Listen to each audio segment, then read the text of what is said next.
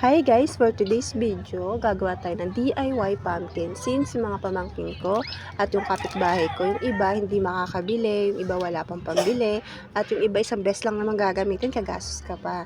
Siyempre, oo. At medyo may kamahalan din, siguro mga 60 ata o 35. Kasi ang bili ko sa pumpkin ng anak ko, maliit lang siya pero 60 pesos ang ginastos ko.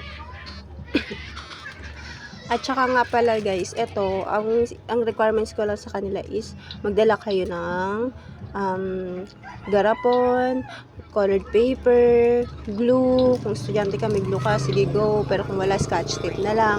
Tapos tali. Wala akong sinisingil dito guys. Tanging sila lang ang nag-effort na magdala sa akin ng materyales at ako'y gumawa lang. Kung pasensya nyo na yung taga-video ko dito is yung pamangkin ko lang, kaya hindi masyadong maayos yung video, hindi nakikita yung mukha ko. Pagpaumanhin nyo na lang. At eto yung clip na to, video clip na to is papakita ko lang sa inyo yung kaganapang ginagawa namin ngayong Halloween. And thanks guys for watching this video. Sana nagustuhan nyo ang mga video ginagawa namin. Every ganap, every moment.